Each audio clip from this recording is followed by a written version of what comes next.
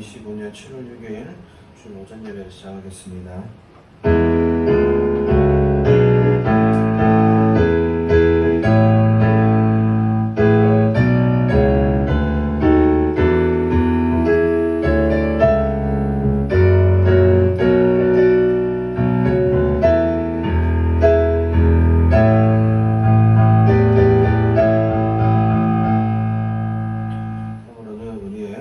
삶을 돌아보면서 죄를 고백하며 하나님께 나아가는 시간을 가지겠습니다.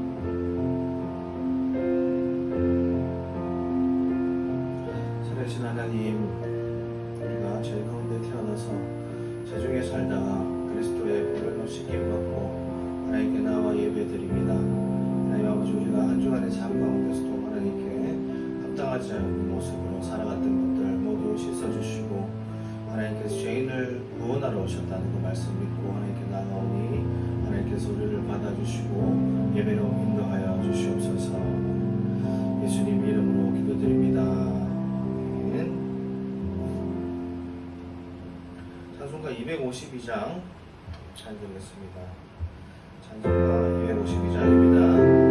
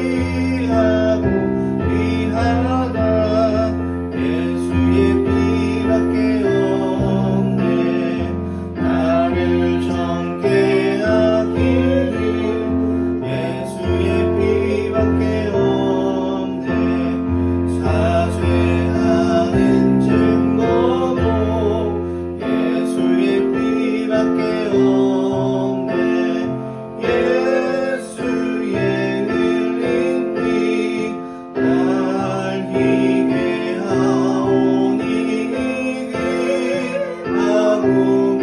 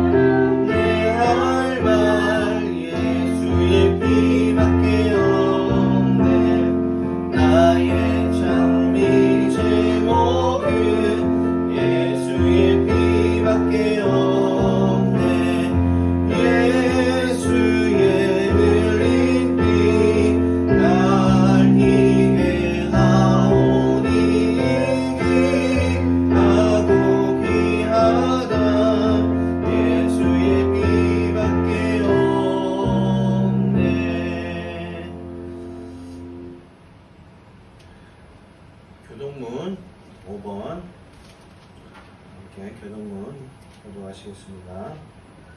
교동문 5번입니다. 시편 8편, 교동문 5번 시편 8편, 교동문 5번 시편 8편 저부터 읽겠습니다. 여호와 우리 주여, 주의 이름이 온 땅에 어찌 그리 아름다운지요. 주의 영광이 하늘을 덮었나이다. 주의 대적으로 말미암아 어린 아이들과 젖먹이들이 입으로 권능을 세우시며 이는 원수들과 고복자들을 잠잠하게 하려 하심이니라. 주의 손가락으로 만드신 주의 하늘과 주께서 베풀어 두신 달과 별들을 내가 보오니 사람이 무엇이기에 주께서 그를 생각하시며 인자가 무엇이기에 주께서 그를 돌보시나이까. 그를 하나님보다 조금 못하게 하시고 영광과 존귀로 잘 키우셨나이다. 주의 손으로 만드신 것을 다스리게 하시고 만물을 그의 발 아래에 두셨으니 곧 모든 소와 양과 들짐승이며 공중의 새와 바다의 물고기와 바닷길에 다니는 것입니다.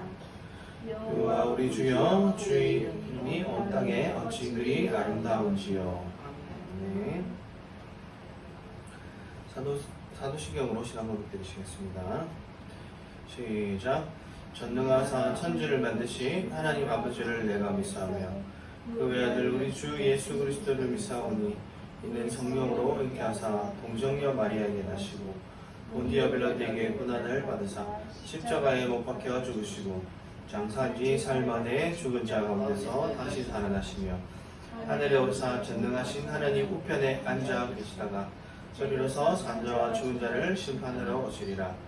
성령을 믿사오며 거룩한 공회와 성도가 서교통하는 것과 죄를 사하여 주시는 것과 몸이 다시 사는 것과 영원히 사는 것을 믿사옵나이다. 아멘. 찬송가 405장 잘 읽으시겠습니다.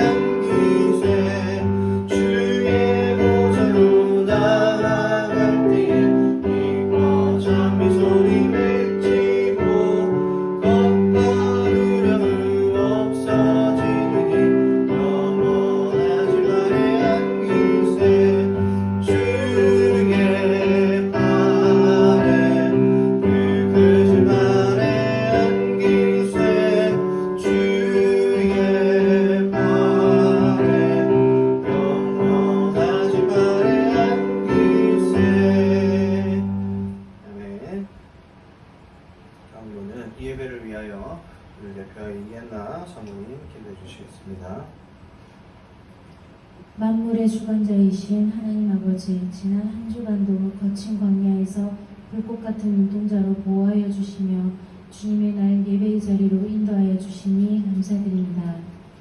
이 시간 영과 진리로 예배드릴 때 성령님 이곳에 함께 하시어 주시사 말씀의 은혜가 온전히 마음에 머물고 뿌리를 내리며 열매 맺을 수 있도록 도와주옵소서. 주님의 역사하신 가운데 상반기를 보내고 이제 7월입니다. 이 고난의 때에 저희들의 모든 삶을 지켜주신 하나님, 그 사랑과 은혜를 진심으로 감사드립니다. 때로는 연약했고 때로는 부족했고 때로는 죄와 허물로 인해 하나님 앞에 설 수 없었지만 주님 지켜주셨음에 감사를 드립니다. 이제 여호와 이래 하나님께 의지합니다. 남은 하반기 저희들의 모든 삶도 지켜주시고 무더운 더위와 이 험한 세상 가운데서 저희들의 삶을 보호하고 인도하여 주실 줄 믿습니다. 하나님 아버지, 우리나라 대한민국을 지켜주시옵소서. 새 정부 새 대통령과 위정자들이 하나님을 경외하고 국민들을 잘 섬기며 국가의 삼권 분립의 가치를 수호하고 무너진 경제와 외교의 회복에 최선을 다하여 나라의 발전을 이루어가게 하옵소서. 또한 담임 목사님 목회사역과 성령의 기름 부음을 부어주시사 은혜 충만케 하여 주시옵고 주님의 많은 양모리들을 말씀의 푸른 초장으로 이끄시어 모든 우리 말씀 공동체가 하나님의 기쁨이 되는 삶을 살아가게 하옵소서. 아버지 하나님, 우리 교회가 다음 세대들을 위해 더욱 헌신하고 사랑으로 하나가 되며 새벽 이슬 같은 청년들이 그리스도의 귀한 본사로 세워지게 하시고 하나님 나라를 세워가는 근병들이 다 되게 하여 주옵소서. 우리 교회와 우리 자녀와 다음 세대에 부흥을 주시며 하반기 예배와 주님의 계획들이 순조로이 진행되도록 인도하여 주시옵소서. 하나님 복음 전파 위에 오늘도 애쓰는 여러 선교지를 주뜻 아래 돌보시옵고 선교사님들의 건강을 지켜주시고 늘 강건함으로 성령님의 충만한 은혜를 덧입혀 주시오며 현지 사역자들의 건강을 지켜주시옵소서. 아버지 하나님, 병중에 있는 성도들과 몸이 불편하고 마음이 힘든 성도들을 친히 돌보시어 이 시간 이 예배를 통해 회복의 역사 있게 하옵소서. 관계의 문제로 또는 경제적 문제로 어려워하는 우리 성도님들의 삶을 주님 기억하시고 저들의 아픔을 만져주시옵소서. 주님의 피 묻은 손으로 만져주실 때 나음의 역사가 일어나게 하시고 하나님이 살아계심을 만천하에 증거할 수 있는 귀하고 복된 치유의 시간 되게 하옵소서. 하나님, 우리 기쁜 찬송교회에 함께 하심을 감사드립니다. 특별히 부교육자들이 하나님 충만한 은혜로 세워지게 하사 건강한 목회자로 또한 건강한 사역을 담당할 수 있도록 담임 목사님의 우편과 좌편에 세워질 수 있도록 모든 예배가 살아나는 역사를 통해 기쁜 찬송교회를 부흥의 길로 인도하여 주옵소서. 오늘 말씀을 전하실 강성주 담임 목사님 성령의 능력으로 붙들어 주시고 생명의 말씀으로 우리의 영혼을 깨우쳐 주시옵소서. 선포하시는 말씀을 통해 우리의 영이 새로워지게 하시고 이 어려운 시대를 살아갈 수 있는 힘과 지혜를 얻을 수 있는 귀하고 복된 시간이 될 수 있도록 도와주시옵소서. 성도들의 찬송과 헌신과 예배를 연락하여 주시옵소서. 우리들의 예배를 지금부터 영원까지 지키시는 예수님의 이름으로 기도드렸습니다. 아멘.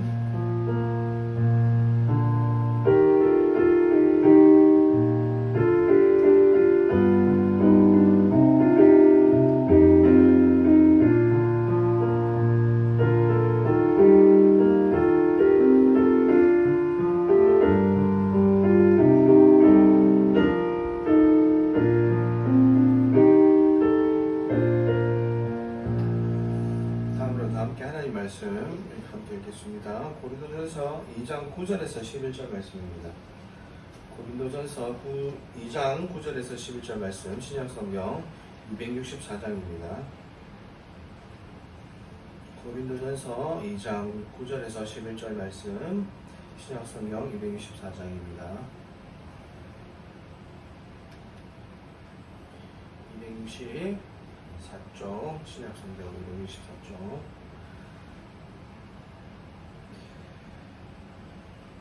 고린도전서 2장 9절에서 11절 말씀 함께 합독하시겠습니다.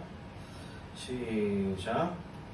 기록된 바 하나님이 자기를 사랑하는 자들을 위하여 예비하신 모든 것은 눈으로 보지 못하고 귀로 듣지 못하고 사람의 마음으로 생각하지도 못하였다 함과 같으니라. 오직 하나님이 성령으로 이것을 우리에게 보이셨으니 성령은 모든 것 곧 하나님의 길을 까지도 통달하시느니라. 사람의 일을 사람의 속에 있는 영 외에 누가 알리요? 이와 같이 하나님의 일도 하나님의 영 외에는 아무도 알지 못하느니라. 아멘. 다음으로는 찬양대 구성해 주시겠습니다.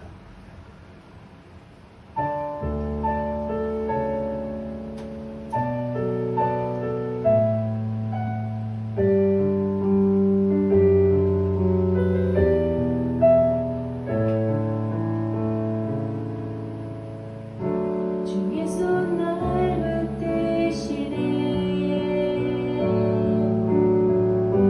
영원한 피난처 되시네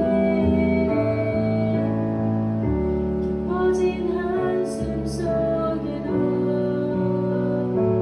변함없이 우리를 이끄시네 주의 아버지 그 신발로 날 덮으시네 주님 늘 능력 변함없이 우리를 이끄시네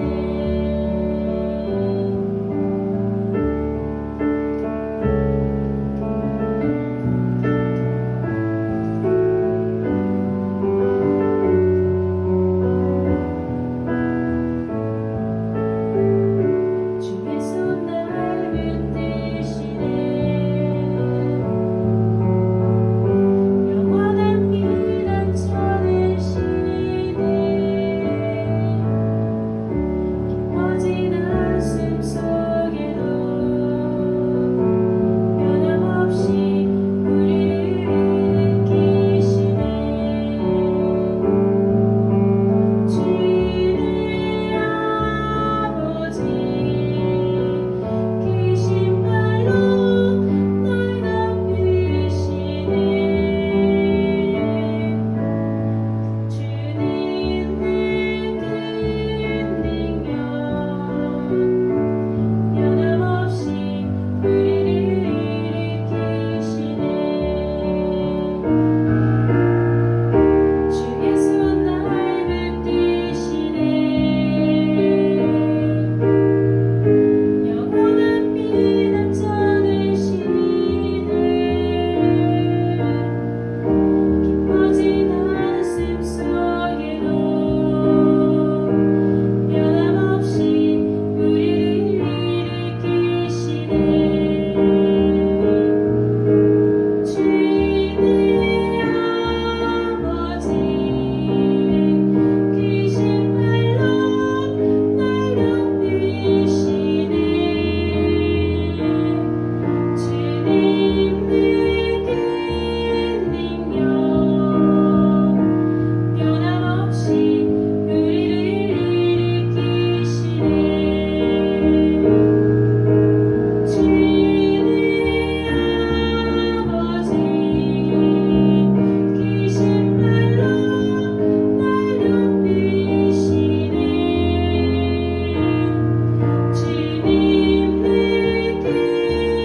능력 변함없이 우리를 이끄시네 변함없이 우리를 이끄시네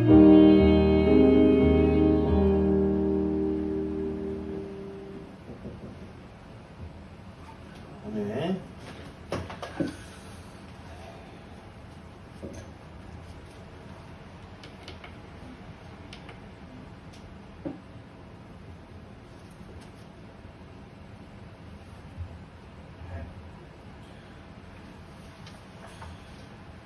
다음으로 말씀의 은혜를 함께 나누겠습니다.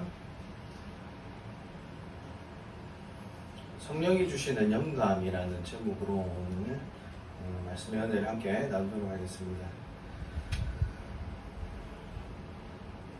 영감이라는 단어는 단순히 감성적인 충동이나 좋은 아이디어를 넘어서는 것이죠. 그것은 하나님의 영, 곧 성령께서 우리의 생각과 마음 그리고 삶 속에 직접 개입하셔서 하나님의 뜻을 계시하시고 우리를 그 뜻대로 살아가도록 이끄시는 신비롭고 강력한 하나님의 역사입니다. 오늘날 많은 그리스도인들이 성령의 임재와 능력을 갈망하지만 성령의 영감이 구체적으로 어떻게 우리의 삶에 나타나고 우리가 어떻게 그 영감에 응답해야 하는지에 대해서는 막연하게 생각하는 경우가 많습니다. 그러나 성경은 성령의 영감이 우리의 삶을 변화시키고 하나님의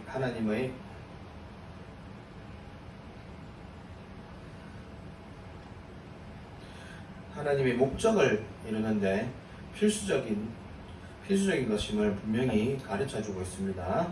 우리는 오늘 스미스 위글스워스, 또 조영기 목사님, 또 조나단 에드워드 같은 그런 위대한 영적인 성학자들의 그런 기록들을 또 통해서 또 다른 예화들을 통해서 또 성경을 통해서 그런 영감이 무엇인지에 대해서 배워보고 또 우리가 하나님의 뜻을 또 묵상하는 그런 시간을 가지도록 하겠습니다.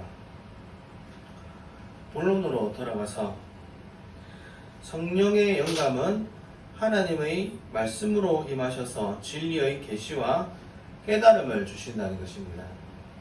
첫 번째로 배울 것은 성령의 영감은 하나님의 말씀으로 임하셔서 진리의 계시와 깨달음을 주신다 하는 것입니다. 우리가 경험하는 성령의 영감 중 가장 근본적이고 중요한 것은 바로 하나님의 말씀인 성경을 통해 임하는 영감이라는 것입니다. 성령님은 기록된 하나님의 말씀이 살아 움직이는 진리가 되게 하시고 그 말씀을 통해 우리에게 하나님의 뜻과 진리를 깨닫게 하십니다. 디모데후서 3장 16절에서 17절은 기록합니다. 모든 성경은 하나님의 감동으로 된 것으로 교훈과 책망과 바르게 함과 의로 교육하기에 유익하니 이는 하나님의 사랑으로 온전하게 하며 모든 선한 일을 행할 능력을 갖추게 하려 함이라 고 말씀하십니다. 여기서 하나님의 감동으로 된 것이라는 헬라어는 데오포뉴스토스라는 말인데 직역하면 하나님의 숨으로 내쉬어진 것, 하나님의 숨으로 내쉬어진 것, 즉 하나님께서 영감하신 것, 하나님의 숨결, God breath, 이런 의미가 있습니다. 이는 성경의 모든 말씀이 성령의 직접적인 영감으로 기록되었음을 강조하는 것입니다. 성령님은 성경을 기록하게 하셨을 뿐만 아니라 지금도 그 말씀을 읽는 우리의 마음을 조명하시고 깨닫게 하시며 우리의 삶에 적용되도록 역사하시는 것입니다. 성경은 단순한 고대의 문서가 아닙니다. 성령의 영감으로 살아있는 하나님의 음성이라는 것입니다. 조나단 에드워드 목사님을 예를 들겠습니다. 조나단 에드워드 목사님은 18세기 미국의 대각성 운동을 이끌었던 위대한 신학자이자 설교자였다고 말합니다.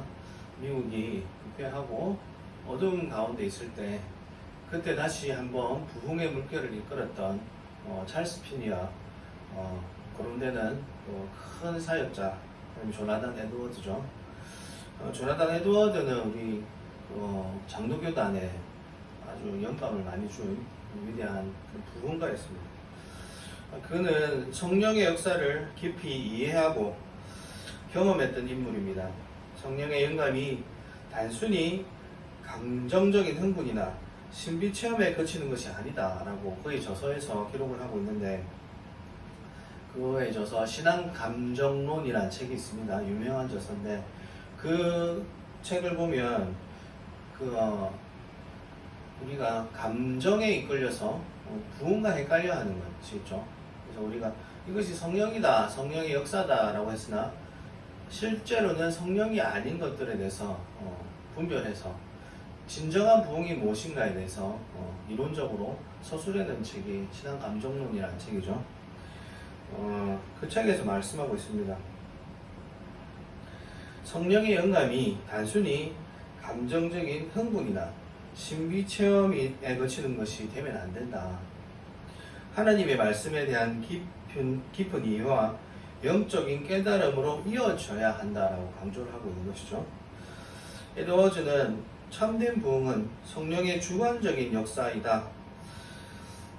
이 역사는 반드시 하나님의 말씀의 선포와 그 말씀에 대한 영적인 조명, 일루미네이션이라고 합니다. 영적인 조명을 통해 일어난다라고 말했습니다. 그는 성령께서 인간의 이성과 의지를 사로잡아 하나님의 진리를 분명하게 인식하게 하시고 그 진리에 대한 영적인 맛봄을 허락하신다고 가르치셨습니다. 이를 통해 죄에 대한 깊은 각성과 그리스도에 대한 진정한 믿음이 생겨난다고 주장하는 것입니다.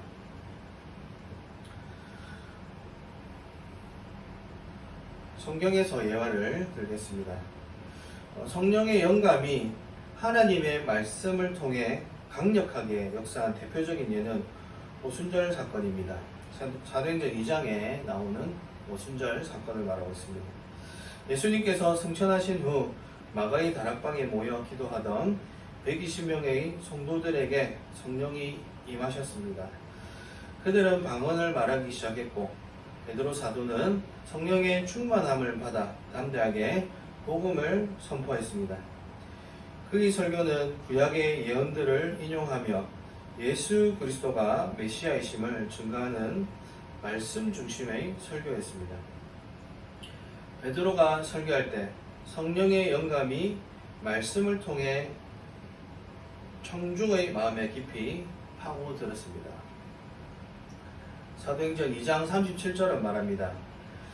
그들이 이 말을 듣고 마음에 찔려 베드로와 다른 사도들에게 물어 이르되 형제들아 우리가 어찌할꼬 하거늘. 이렇게 기록하고 있습니다.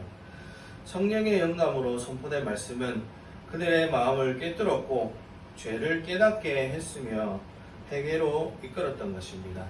그 결과 그날에 3,000명이나 되는 사람들이 회개하고 세례를 받아 주께 돌아오는 놀라운 역사가 일어났던 것입니다. 이는 성령의 영감이 하나님의 말씀을 통해 어떻게 강력한 구원의 역사를 일으키는지를 분명히 보여줍니다.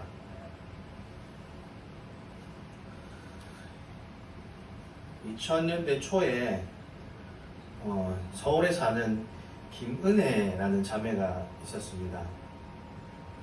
오랜 시간 동안 성경을 읽었지만 말씀이 마치 두꺼운 책처럼 느껴지고 마음에 와닿지 않는다고 고백을 했습니다.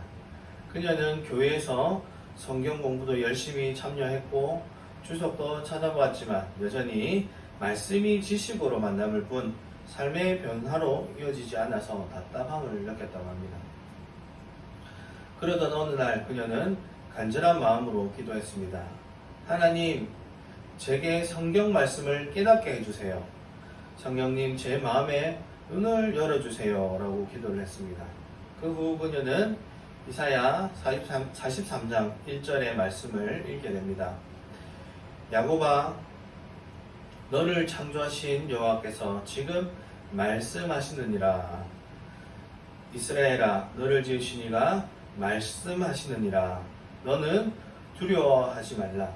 내가 너를 구속하였고 내가 너를 지명하여 불렀나니 너는 내 것이라. 이 말씀을 읽게 되었습니다. 이 말씀을 읽는 순간 마치 번개라도 맞은 듯한 강렬한 영적인 감동을 경험했습니다. 그동안 자신이 얼마나 외롭고 불안한 삶을 살았는지, 그리고 하나님께서 자신을 얼마나 깊이 사랑하시고 지명하여 부르셨는지를 깨닫게 되었습니다. 그 말씀이 그녀의 마음에 깊이 박히면서 그녀는 더 이상 세상의 시선이나 불안에 매이지 않고 하나님의 자녀로서의 정체성을 확신하게 되었습니다. 이 경험 이후로 그녀는 성경을 읽을 때마다 성령의 조명하심을 구하게 되었고 말씀이 그녀의 삶을 인도하는 나침반이 되었습니다.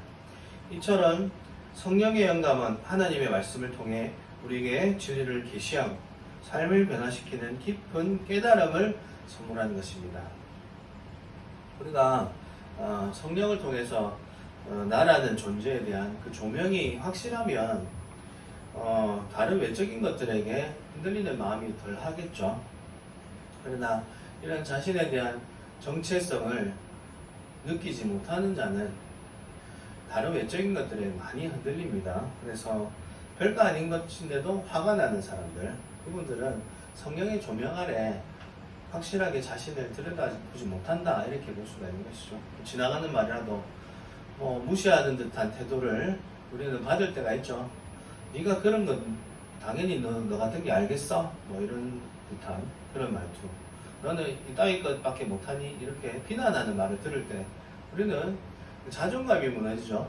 자존심이라는 것은 내 존재에 대한 감이라는 것이죠. 자존심. 그러나 우리는 자존심으로 사는 존재가 아니죠. 우리 하나님에 대한 하나님의 존재로, 하나님 존심, 자존심. 좀 뭔가 이상하지만, 우리는 하나님의 성령 안에 있다는 그런 존재감, 그런 정체성을 가질 때 자존심이 사라진다는 거예요.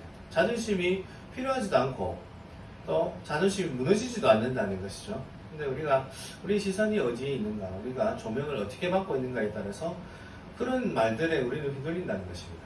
야, 이 바보 녀석아, 이 말을 들었을 때 우리는 벌컥 화를 내는 사람이다. 아니면 내가 바보라고 느낀다는 것이죠. 그렇기 때문에 화가 나는 거예요. 내 속에서 내가 바보구나라고 느끼는 부분이 있기 때문에 야, 이 바보야 했을 때 화가 나는 거예요. 내가 바보니까. 근데 내가 바보가 아니라 하나님 안에서 나의 존재를 깨닫는 사람은 바보라고 해도 아이고 저 사람 지가 바본지를 모르는갑다. 나는 왜냐면 하나님만 나의 존재를 깨닫고 내가 조명되고 있기 때문이죠. 그래서 우리가 하나님과 밀접하지 않기 때문에 일어나는 많은 어려움들이 있습니다. 그러니까 우리가 하나님 안으로 들어가야 해결되는 그런 첫 번째로 우리의 존재에 대한 그런 확신이 들고 또 우리의 그 이위에 하나님께서 조명해 주셔서 깨닫게 해주시는 또 하나님의 의에 대해서 깨닫고 하나님의 나라에서 깨닫고 여러 가지로 하나님께서 이끄시는 것을 알 수가 있는 것이죠. 하나님의 말씀은 살아있고 운동력이 있습니다. 그러나 성령의 영감 없이는 그 말씀이 우리의 영혼에 생명으로 다가오기가 어렵습니다. 그러므로 우리는 날마다 말씀을 읽고 묵상할 때 성령님께서 우리의 마음을 열어달라고 간구해야 합니다. 성령께 말씀을 통해 우리에게 말씀하시도록 우리의 귀를 기울이고 깨달음을 주실 때 온전히 순종하십시오. 성령의 영감으로 말씀에 대한 깊은 깨달음과 영적인 맛봄을 경험하시기를 주님의 이름으로 축복합니다. 두 번째로 살펴볼 것은 성령의 영감은 능력으로 나타나셔서 사역과 치유의 권능을 이루신다는 것입니다. 두 번째로 살펴볼 것은 성령의 영감은 능력으로 나타나셔서 사역과 치유의 권능을 이루신다는 것입니다. 성령의 영감은 단순히 말씀의 깨달음에만 머무르지 않습니다. 성령님은 우리에게 하나님의 능력을 부어주셔서 복음을 전가하고 병든 자를 치유하며 기사와 표적을 행하는 사역을 감당하게 하십니다. 사도행전 1장 8절에서 말합니다. 오직 성령이 너희에게 임하시면 너희가 권능을 받고 예루살렘과 온 유대와 사마리아와 땅 끝까지 이르러 내 증인이 되리라 하시니라 고 말씀합니다. 여기서 권능, 디나미스라는 단어는 역동적인 능력, 기적을 행하는 능력을 의미합니다. 이는 단순한 인간적인 힘이 아니라 하나님의 초자연적인 능력이라는 것입니다. 고린도전서 12장 7절에서 11절은 성령께서 각 사람에게 여러 가지 은사를 나누어 주시어 교회의 유익을 위하게 하신다고 가르칩니다. 지혜의 말씀, 지식의 말씀, 믿음, 병 고치는 은사, 능력 행함, 예언, 영들 분별함, 각종 방언 말함, 방언 통역함 등 이 모든 은사는 성령의 영감으로 주어지는 하나님의 능력을 나타냅니다. 스미스 위글스워스라는 목사님이 계십니다. 스미스 위글 목사님은 20세기 초 영국의 믿음의 사람으로 불리며 성령의 능력과 치유 사역의 대명사였습니다. 그는 나는 내가 보는 것에 움직이지 않는다. 나는 내가 믿는 것에만 움직인다 라고 고백을 했습니다. 그의 삶은 성령의 영감으로 말미암은 대담한 믿음과 기적적인 치유의 연속이었습니다. 스미스 위글스워스 목사님은 폐렴으로 죽어가는 사람에게 일어나 걸으라 그렇게 명령을 했다고 합니다. 그리고 즉시 병이 나서 침대에서 일어나 기적적으로 걸어갔다고 합니다. 그는 심지어 죽은 자를 살리는 기적까지 경험했습니다. 그는 성령의 영감이 단순히 감정적인 것이 아니라 하나님의 말씀을 믿고 선포할 때 나타나는 실제적인 능력임을 온몸으로 보여준 목사님이십니다. 그의 사역은 성령의 영감이 어떻게 인간의 한계를 넘어 하나님의 초자연적인 역사를 일으키는지를 증명하였던 것입니다. 또한 조영기 목사님은 20세기 후반 한국과 전 세계에 걸쳐 가장 큰 교회를 세우고 이끌었던 목회자로서 성령의 영감과 능력을 강조한 대표적인 인물입니다. 그는 4차원의 영성을 주장하며 성령의 영감이 우리의 생각과 비전, 꿈을 통해 나타나고 이것이 기도를 통해 현실로 이루어진다고 가르쳤습니다. 그의 성령의 감동으로 받은 비전을 구체적으로 시각화하고 그것을 믿음으로 선포하며 쉬지 않고 기도할 때 하나님의 능력이 나타난다고 강조하였던 것입니다. 여의도 순복음교회의 놀라운 성장은 성령의 영감으로 받은 꿈과 비전을 통해 이루어진 결과라고 그는 고백했습니다. 그는 성령의 영감이 단순히 개인적인 체험에 그치지 않고 교회를 성장시키고 복음을 땅끝까지 전하는 데 필요한 실질적인 능력으로 역사함을 보여주셨던 것입니다. 성경을 살펴보겠습니다.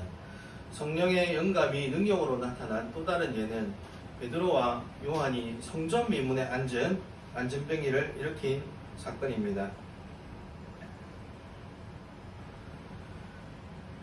은과 금은 내게 없거니와 내게 있는 것으로 네게 주노니 나사렛 예수 이름으로 일어나 걸으라.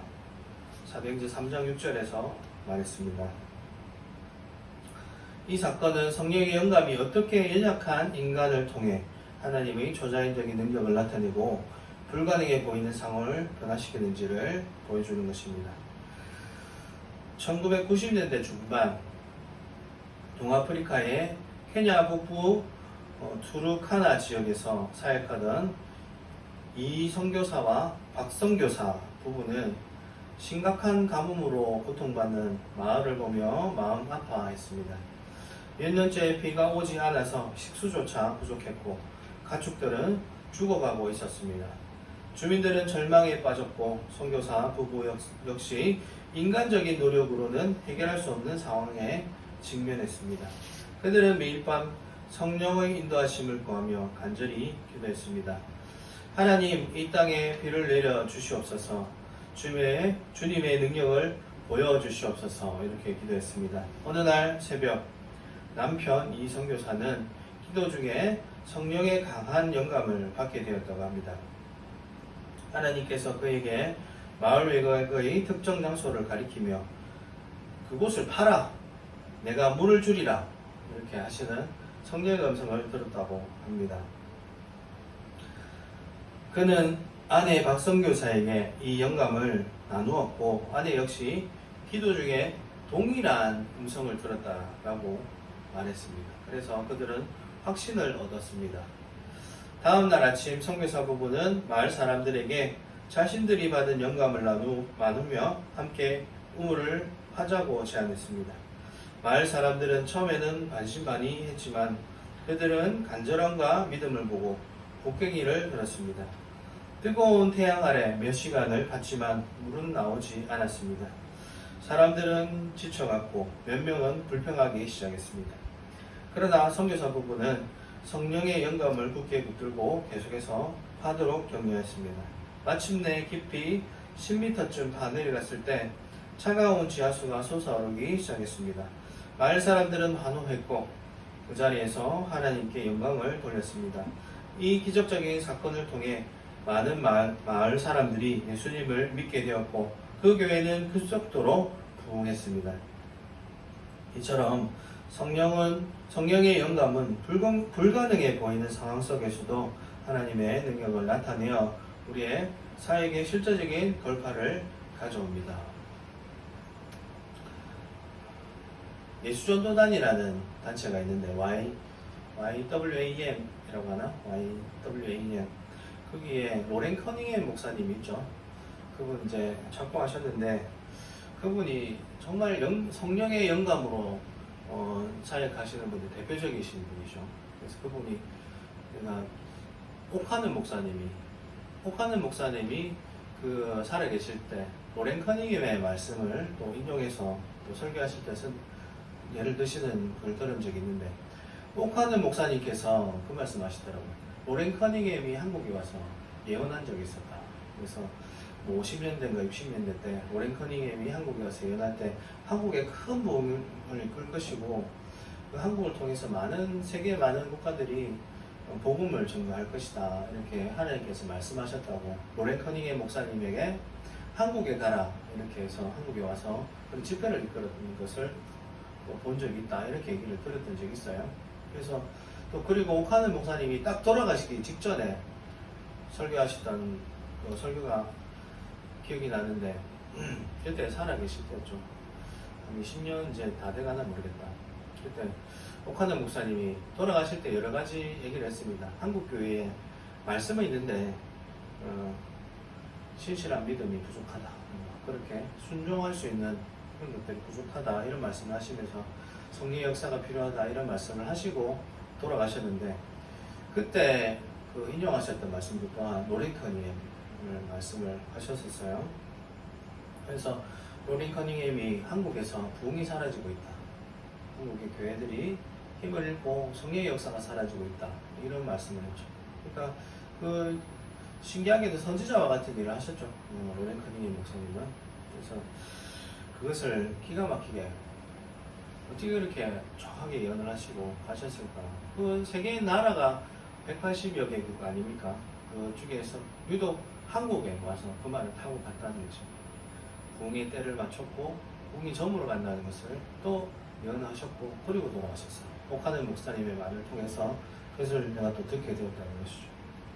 그래서 하나님은 그냥 일하시지 않는다. 영감 가진 자에게 말씀하신다. 조영기 목사님도 마찬가지입니다. 그 미국의 책을 읽었던 적이 있는데 그 부흥의 이름이 생각이 안 나네. 큰 부흥이 있었어요. 유명한 부흥이 있었는데 성령님께서 지도를 딱 보여주시면서 여기다 이렇게 알려주시더라는 겁니다. 여기에서 부흥이 있을 것이다. 그래서 조영기 목사님이 그 지역을 위해서 기도를 했다는 것이죠. 그리고 부흥이 있기 전부터 조영기 목사님께서 그 얘기를 하면서 함께 기도했다는 것입니다. 그래서 그것을 알고 그 책을 기록한 사람이 누굴까요? 지금의 여의도 순복음교회 담임 목사님이 이영훈 목사님이 그 말을 듣고 그 부흥을 직접 눈으로 체험하고 그 예언을 들었던 그것을 책으로 기록해놨어요. 그 책을 읽었던 적이 있어요. 그 부흥의 그 책이 이름이 생각나는 거네. 신학교 다닐 때 읽었던 책인데 그래 하나님께서 그냥 하시는 게 아니구나. 영적인 사람에게는 하나님께서 초자연적인 기적만 일으키는 것이 아니라 하나님의 하실 일도 보여주시는구나 하는 것을 많이 깨달았습니다. 그래서 이 로렌 커닝햄의 그 사역단체 예수전도단도 보면 그 로렌 커닝햄뿐만 아니라 많은 영적인 사역자들이 많이 그 중심으로 모이게 됐는데 그 전부 책을 보면 하나님이 하시는 음성을 듣고 일으키는 기적들에 대해서 많이 기록하고 있어요. 좀 사소하게는 당장 이제 우유를 사 먹어야 되는데 지갑을 잊어버렸는데 하나님께서 어디에 가봐라 이렇게 하니 가니까 있더라 이런 것들. 네. 그래서 우리가 다음 사역지를 어디를 정할까요? 이렇게 선교단이 같이 모여서 기도를 했는데 10명 정도 만약에 예를 들면 10명 정도 같이 한 주제를 놓고 기도를 했어요. 하나님 알려주십시오 라고 그러니까 다 하나님 음성을 듣고 난 다음에 말을 해봐라 이렇게 했을 때 공통적인 말이 나왔다 이거죠. 뭐를 해라 하는, 하나님께서 나에게도 감동을 주셨어야 돼. 다 똑같은 감동을 받았다는 거죠. 그래서 단체적으로 다 그것을 확인하고 그 사역을 시작하고 이런 일을 예수전도단이 이렇게 사역을 해왔던 것을 책을 통해서 배웠습니다.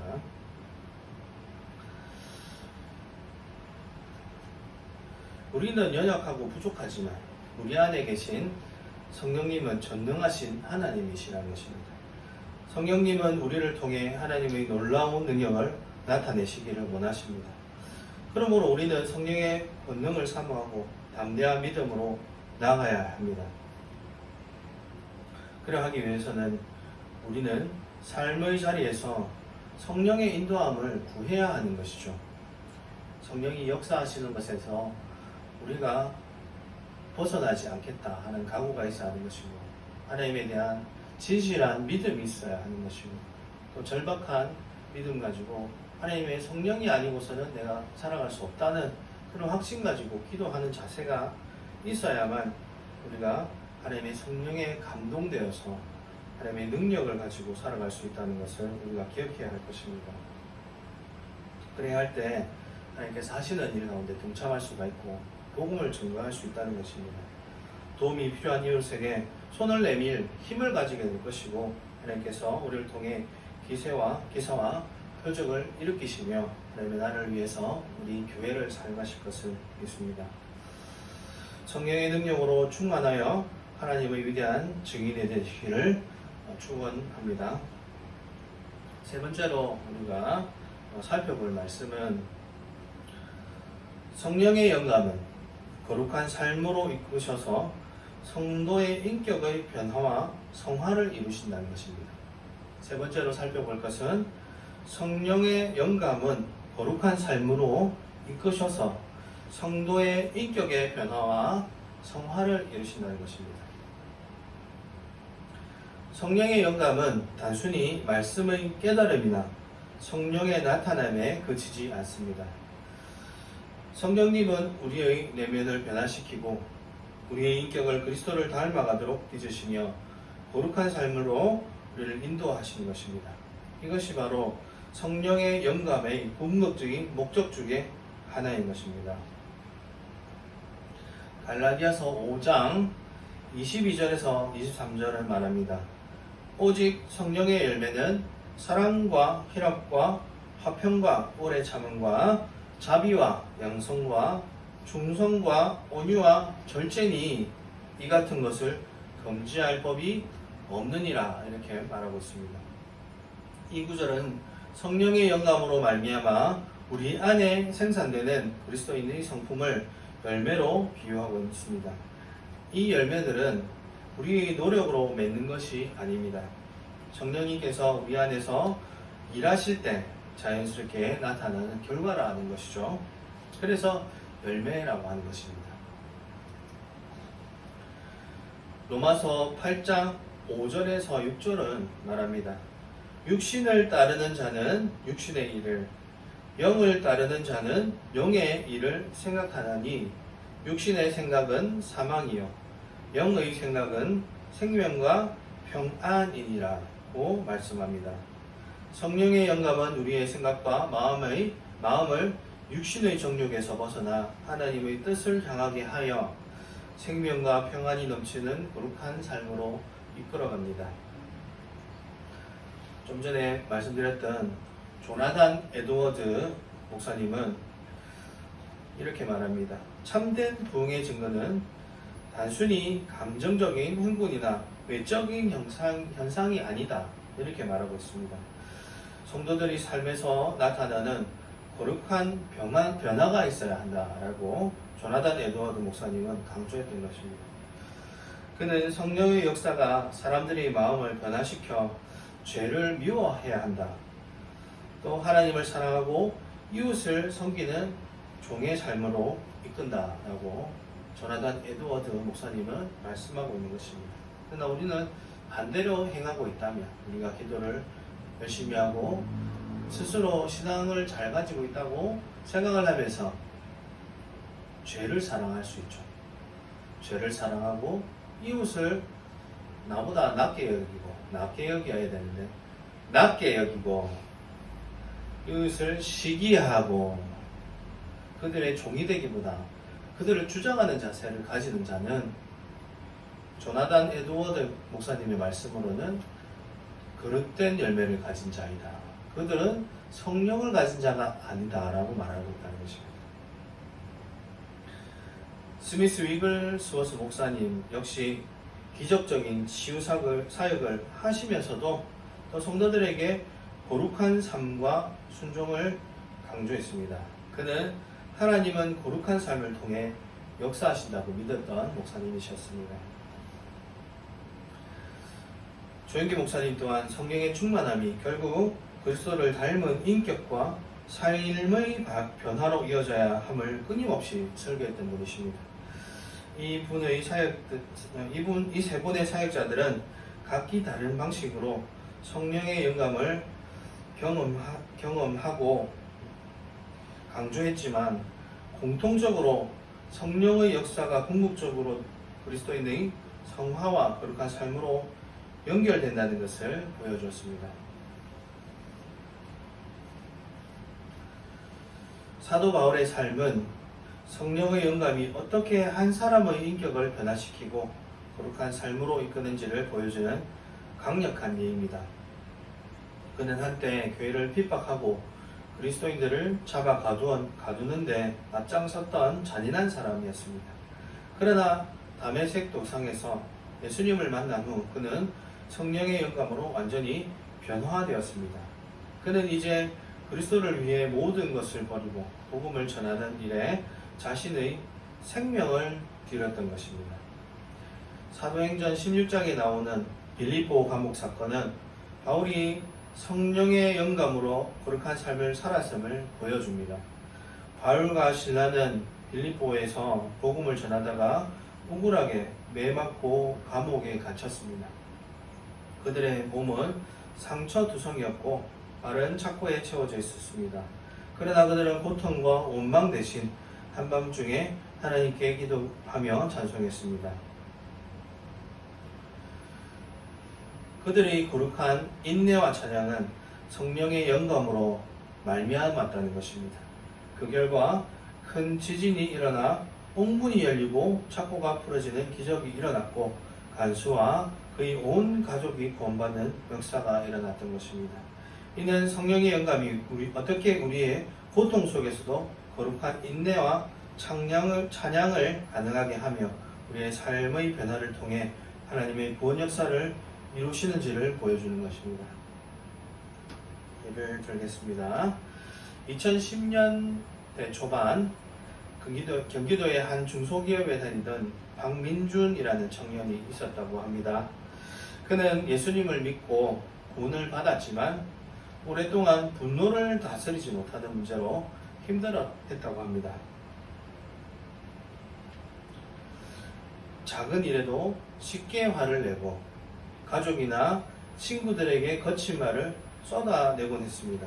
그는 자신의 이런 모습에 스스로도 지쳐갔고 하나님께 죄송한 마음이 컸습니다. 그는 성령의 충만함을 간절히 구하며 기도하기 시작했습니다. 매일 아침 갈라디아서 5장 22절에서 23절의 성령의 열매라는 말씀을 묵상했습니다. 특별히 오래 참음과 온유의 열매를 강구했습니다. 어느 날 직장에서 동료의 실수로 인해 회사의 중요한 프로젝트에 큰 손해를 입을 위기에 처했습니다. 그의 본성대로라면 폭발적인 분노를 터뜨리고 동료에게 거친 비난을 퍼부었겠지만 그 순간 그의 마음속에서 성령님의 세미한 음성이 들려왔습니다. 사랑으로 대하라. 오래 참으라. 이렇게 하나님의 음성이 들려왔다고 합니다. 그는 깊이 숨을 들이쉬고 분노 대신 침착하게 상황을 수습하고 해결책을 찾기 위해 노력했습니다. 나중에 동료가 진심으로 사과했을 때 그는 진심으로 그를 용서하고 이렇게 말했습니다. 누구나 실수는 할 수 있습니다. 함께 해결하면 됩니다. 라고 격려해 주었습니다. 이 사건 이후로 그는 분노가 치밀어 오를 때마다 성령의 음성을 기억하고 그분의 인도하심에 순종하는 연습을 했습니다. 시간이 지나면서 그는 놀랍게도 분노를 조절할 수 있게 되었고 그의 주변 사람들은 그의 변화된 모습에 놀라워하며 민주 씨는 정말 달라졌어요. 어떻게 그렇게 침착하고 온유할 수 있죠? 라고 물었다고 합니다. 그의 삶에서 성령의 열매인 오래 참음과 온유가 실제적으로 나타나기 시작한 것입니다. 이처럼 성령의 영감은 우리의 인격을 변화시키고 죄의 습관에서 벗어나 그리스도를 담는 거룩한 삶으로 우리를 이끌어 갑니다. 우리가 축사라는 것을 경험한 적 있죠? 축사가 뭡니까? 네, 병고 칠 때 귀신을 쫓아내는 그런 의식을 축사하다라고 하죠. 여기 있으신 분들은 다 경험해 보셨을 것입니다. 귀신 쫓는 의식. 그 귀신 쫓을 때 현상들이 나타나죠. 귀신 쫓을 때 나타나는 현상은 어떤 것이 있죠? 안 쫓아보셨나봐요. 귀신이랑 같이 사시나? 안 쫓아보시나? 농담입니다. 축사를 경험해보면 뜨끈뜨끈하게 들어와요. 그러면서 이제 영들이 쑥 밀려나가죠. 그래서 이제 이 영들이 나가면서 몸 안에서 나가는 것이기 때문에 현상들 중에서 이 몸에서 꿈틀거림도 느껴져요. 꿈틀거림도 느끼고 또 본인에는 또 뜨거운 열감이 더 느껴지기도 하고 또 심하면 뭐 너무 뜨겁다고 물기도 하고 그런 현상들이 있죠. 그러면서 트럼도 나오고 하품도 나오고 또 토하기도 하고 또 방구도 끼고 뭐 여러 가지 방구를 빼내시는 분도 있고 뭐 근데 뭐든 깨끗하지 않아. 귀신이 나간다는 것은 더럽게 나가더라고요. 이게 더러운 존재니까. 근데 문제는 뭐냐면 그렇게 축사를 하면 일시적으로 내가 하나님의 성령에 충만한 것 같은 그런 기분이 들어요.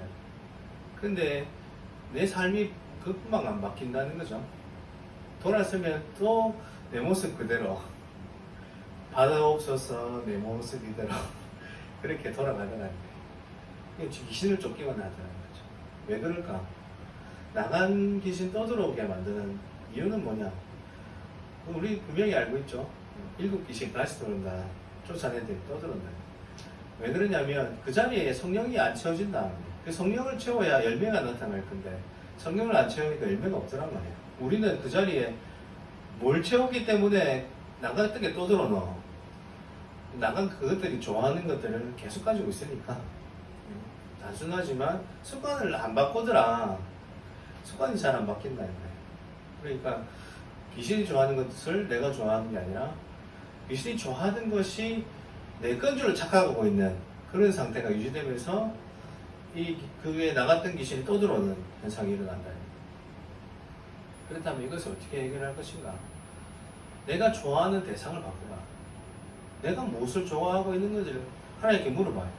내가 지금 하나님이 보시기에 옳지 않은 것을 내가 보고 있고 찾고 있고 그것을 구하고 있는 것이 무엇입니까? 하나님, 내 마음에 조명해 주시옵소서.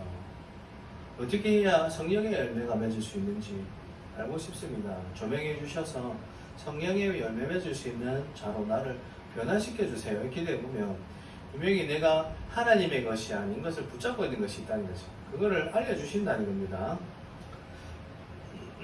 사람이 한 번에는 안 바뀌어요. 그러니까 조금씩 바뀌지. 그러나 지금 이 자리에 목사로서 서 있는 때까지 내 삶을 봤을 때 다른 사람에게 참 은혜로울 수 있는 부분이 한편으로는 참 보잘것없지만 참 은혜롭다 싶은 건 뭐냐면 어떻게 내가 목사를 하지 싶은 내 과거의 삶이죠.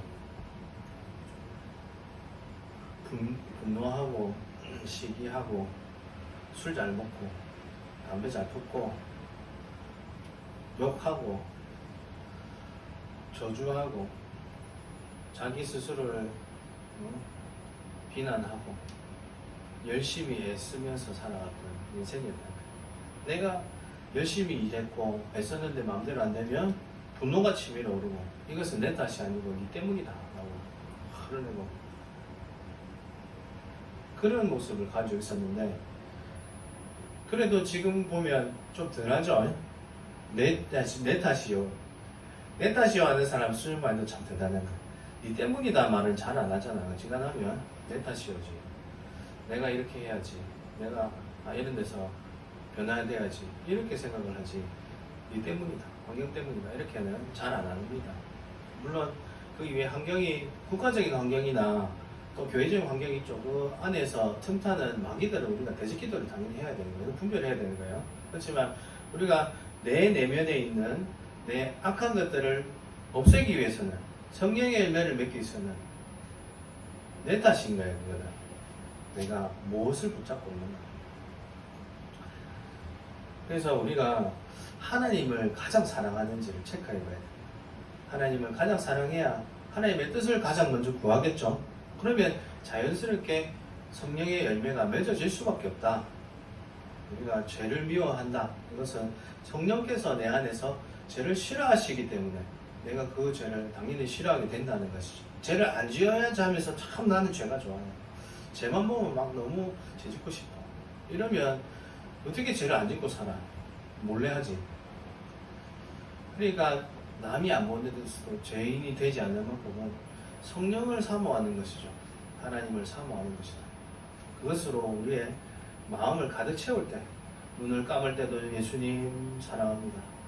눈을 떠서 제일 먼저 예수님 사랑합니다. 성령님 초대합니다. 오셔서 이 마음을 감동시켜서 오늘 하루도 성령 안에서 이루어갈 수 있도록 지켜주세요. 또 밥 먹을 때도 예수님 사랑합니다. 이 식량을 주시는 것은 하나님 은혜입니다. 그러니까 24시간을 채운다면 어떻게 될까요? 열매가 맺지 않을 수가 없다.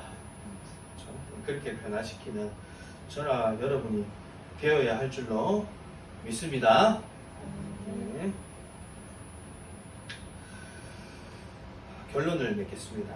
오늘 우리는 성령이 주시는 영감이 무엇이며 그것이 어떻게 우리의 삶에 나타나는지 세 가지 측면에서 살펴보았습니다. 첫 번째로는 성령의 영감은 하나님의 말씀인 성경을 통해 우리에게 진리를 계시하고 깨닫게 하십니다. 성령님은 기록된 말씀을 살아있는 하나님의 음성으로 바꾸어 우리의 영혼을 변화시킵니다. 둘째, 성령의 영감은 우리에게 하나님의 능력을 부어주셔서 복음을 전가하고 치유하며 기적을 행하는 사역을 감당하게 하십니다. 우리는 성령의 권능으로 불가능을 가능케 하는 삶을 살 수 있습니다. 셋째로, 성령의 영감은 우리의 인격을 변화시키고 우리를 그리스도를 닮아가도록 빚으시며 거룩한 삶으로 인도하십니다. 성령의 열매를 통해 우리의 삶을 하나님께 영광을 돌리는 아름다운 증거가 되는 것입니다. 이같이 성령의 영감은 과거의 특별한 사람들만의 전유물이 아닙니다. 성령님은 지금도 예수 그리스도를 믿는 모든 이들 안에 내주하시며 우리에게 영감을 주시기를 간절히 원하십니다. 우리는 성령의 영감에 민감하게 반응하고 그분의 인도하심에 순종해야 합니다. 말씀을 깊이 묵상하고 쉬지 않고 기도하며 성령의 음성에 귀 기울일 때 우리의 삶은 성령의 충만한 영감으로 가득 차게 될 것입니다. 오늘날 우리와 대한민국에 주시는 성령의 음성을 들으시기 바랍니다. 하나님께서는 이렇게 말씀하시는 것과 같다는 생각을 합니다. 대한민국은 물질적인 풍요와 기술적인 발전을 이루었지만 동시에 영적인 갈증과 도덕적인 혼란을 겪고 있습니다. 이기주의와 분열, 절망과 무기력이 만연한 이 시대에 성령님은 우리에게 분명한 음성을 들려주고 계십니다. 성령님은 우리에게 다시 말씀으로 돌아오라고 촉구하십니다. 정보의 홍수 속에서 진리를 분별하지 못하고 방황하는 이 세대에게 성령의 영감으로 기록된 하나님의 말씀만이 참된 교육과 생명을 제시할 수 있습니다. 개인의 삶과 가정 그리고 교회가 말씀 위에 굳건히 설 때 비로소 이 땅에 하나님의 공의와 사랑이 회복될 것입니다.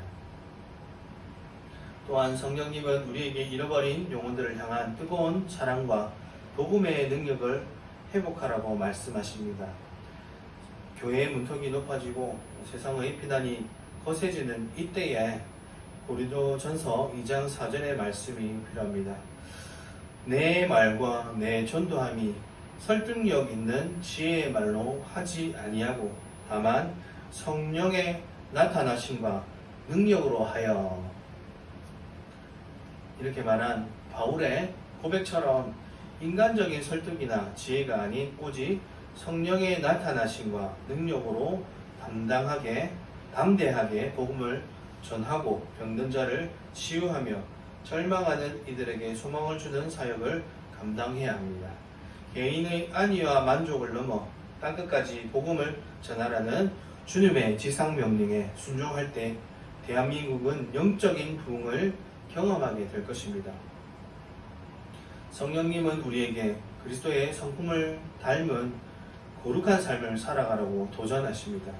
세상의 가치관에 물들지 않고 성령의 열매를 맺는 삶을 통해 그리스도의 향기를 드러내야 합니다. 탐욕과 분열, 불의가 가득한 이 사회 속에서 사랑과 희락과 화평, 오래 참음과 자비와 양선, 충성과 온유와 절제의 삶을 살아갈 때 우리의 변화된 인격은 가장 강력한 복음의 증거가 될 것입니다. 사랑하는 여러분, 스미스 위글스워스 목사님은 생전에 여러 차례 천국을 방문하는 환상을 보았다고 간증을 했습니다. 그는 천국의 영광과 하나님의 임재를 생생하게 경험했고 이 영감은 그의 삶과 사역에 엄청난 동기와 확신을 주었습니다. 그는 이 땅에서의 삶이 전부가 아니며 영원한 하나님 나라에 있음을 분명히 보았기에 어떤 고난과 박해 속에서도 흔들리지 않고 담대히 복음을 전할 수 있었습니다. 오늘날 우리도 성령의 영감을 통해 이 땅의 삶을 넘어 영원한 하나님 나라의 소망을 바라보아야 합니다. 성령님은 우리에게 이 땅의 삶을 초월하는 영원한 비전을 주시며 그 비전을 향해 나아가도록 우리를 격려하십니다. 우리가 이 영원한 소망을 붙들 때 세상의 어떤 어려움도 능히 이겨낼 수 있으며 우리의 삶은 더욱 담대하고 의미 있는 하나님의 도구가 될 것입니다. 이 시간 우리의 마음을 열고 성령님께 간구해야 할 것입니다. 성령님, 저희에게 영감을 주옵소서. 주님의 말씀을 깨닫게 하시고 주님의 능력으로 충만하게 하시며 주님의 거룩한 성품을 닮아가게 하옵소서. 이렇게 우리가 간구하며 성령의 영감으로 충만할 때 우리는 하나님의 뜻을 온전히 이루고 세상에 그리스도의 빛을 비추는 복된 삶을 살아가게 될 것을 믿습니다. 그러한 저와 여러분 되시길 주님의 이름으로 축원합니다. 하는 말씀으로 우리 함께 기도드리면 좋겠습니다. 성령님 우리에게 오셔서 우리를 가망 감동시켜 주셔서 예수께서 말씀하신 것들 다 조명하게 하시고 우리 마음 가운데 하나님의 것이 아닌 것들 다 제거해 주셔서 하나님 뜻 가운데로 하나님 나를 향해서 쓰임받는 우리가 되게 해달라고 우리가 주여 한번 부르시고 간절히 기도드리시겠습니다. 주여, 사랑과 은혜가 풍성하신 하나님 아버지, 오늘 저희에게 성령이 주시는 영감에 대해 깨닫게 하시니 감사합니다. 말씀을 통해 저희를 가르치시고 능력으로 우리를 강하게 하시며 거룩한 삶으로 우리를 인도하시는 성령님 찬양합니다. 주님, 저희의 마음을 열어 성령님의 음성에 민감하게 하시고 주님의 영감에 온전히 순종하게 하여 주시옵소서. 우리의 삶이 성령의 충만함으로 가득 차게 하시어 주님의 뜻을 이루는 귀한 도구가 되게 하시옵고 우리를 통해 하나님의 영광이 나타나고 세상에 복음의 빛이 비추어지게 하여 주시옵소서. 특별히 이 대한민국 땅의 교회 위에 성령의 강력한 임재를 부어주셔서 다시 한번 부흥의 역사 일어나게 해주시고 우리 깊은 찬송교회 가운데 하나님의 말씀과 능력과 거룩함으로 다시 일어날 수 있도록 성령의 충만함을 주시옵소서. 하나님의 사역을 감당할 수 있는 굳건한 교회로 일으켜 세워주시옵소서. 우리의 성도의 삶 가운데 축복하여 주시고 함께하여 주시옵소서. 감사드리며 예수 그리스도 이름으로 기도드립니다. 아멘. 찬송가 50장 찬양 드리면서 준비하신 예물을 드리도록 하겠습니다.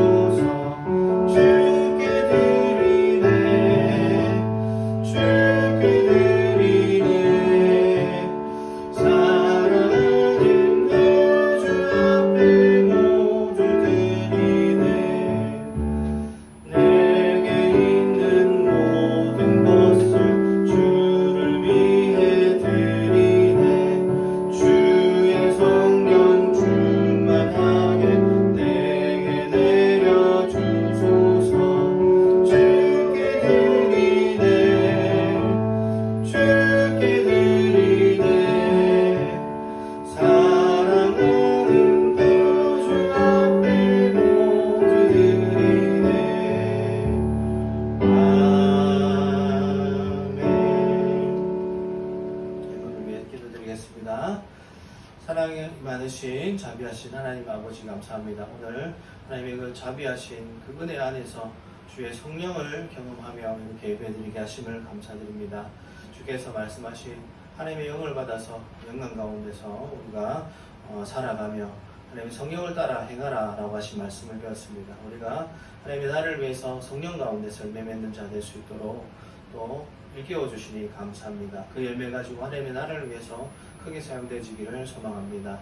하나님, 우리가 감사하는 마음으로 하나님께 올려드린 이 예물 가운데 하나님께서 간섭하여 주시고 이 손길들은 작지만 하나님의 나를 위해서 사용하고 있으니 더욱더 큰 것으로 채워주시고 하나님의 나를 더욱더 열정있게 하나님을 더욱더 사모하는 우리의 마음으로 하나님께 더욱더 드리며 하나님께 더욱더 사용되어지는 우리가 될 수 있도록 하나님께서 축복하시고 이끄시어 우리를 더욱더 큰 든든한 깊은 찬송의 일꾼 되어질 수 있도록 축복하여 주시옵소서.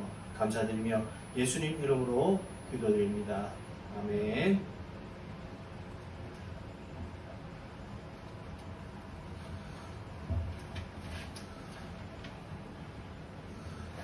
광고 드리겠습니다.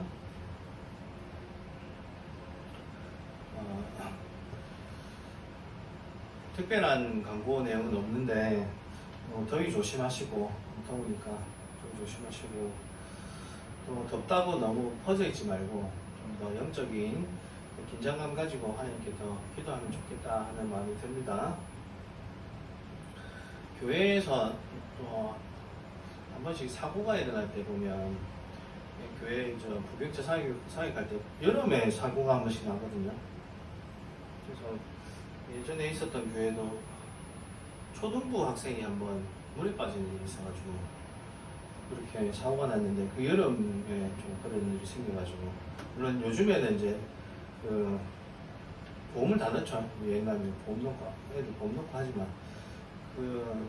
그때 당시에 넣었는지 모르겠어요. 그래서 아무튼 사고가 있어가지고 교회가 한번 술렁인지 일이 있었는데, 또 그러고 어떤 집사님 한 분이 또 물에 빠져가지고 돌아가셨는데, 그걸 이제 목사님이 또 응급을 좀 잘못하셔가지고 좀 교회가 또 크게 한번 정거린 일이 있었어요. 그래서 여름 때 제 마귀들이 공격하기 쉬울 수 있겠구나 하는 생각을 좀 했던 것 같아요. 꼭 그렇다라고 말을 못하지만 여름이 되면 더우니까 사람이 맥을 못 주잖아요. 그러니까 그때를 마귀가 노리고, 또 산이나 들로 여행 다니면서 우리가 집중을 하지 못하죠. 우리 마음을 딱 잡아서 기도하고 집중하지 못하고 우리가 마음이 들떠있는 상태로 하나님께 집중하지 못하고 그렇게 예배드리지 못하다가 사고가 나는 거는 그렇지 않을까라는 생각을 했었던 것 같습니다. 그러니까 우리가 항상 덥다고 너무 퍼져 있지 말고 기도하면서 영적인 타이트함을 가지고 어디 뭐 더워서 좀 가더라도 기도하시고 가는 우리가 좀 되면 좋겠다 그런 생각을 좀 합니다. 또 우리 교회에 또 오시기로 하신 분들을 위해서 기도 좀 해주시고, 또 왔다가 안 오시는 분일지라도 그들의 발걸음 우리 교회 한 번이라도 딛고 갔으니 복음을 들었으니 그들의 삶을 하나님께서 인도하여 주시고 하나님께서 그들의 삶 가운데서 간섭하여 주셔서 복음으로 살아갈 수 있도록 해달라고 축복 기도를 좀 해주셨으면 좋겠다 이런 말 듭니다. 네, 그러면 광고는 여기까지 하고 찬송가 1장 찬양 드리고 축도하심으로 예배를 마치도록 하겠습니다.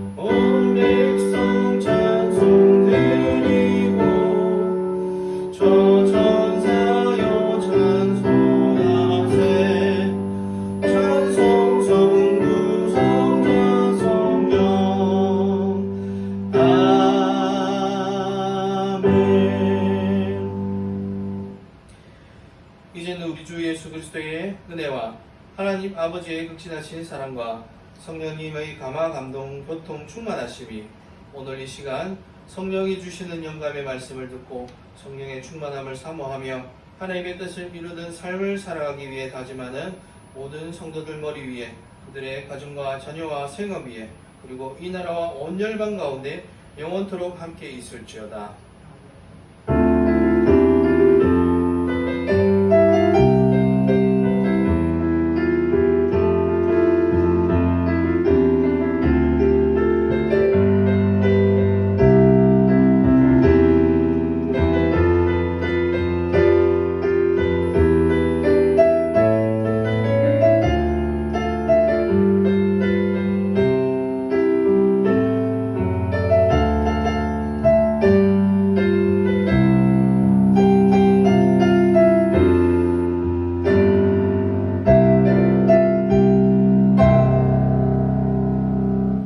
예배를 모두 마치겠습니다. 하나님께 영광의 박수 올려드리겠습니다.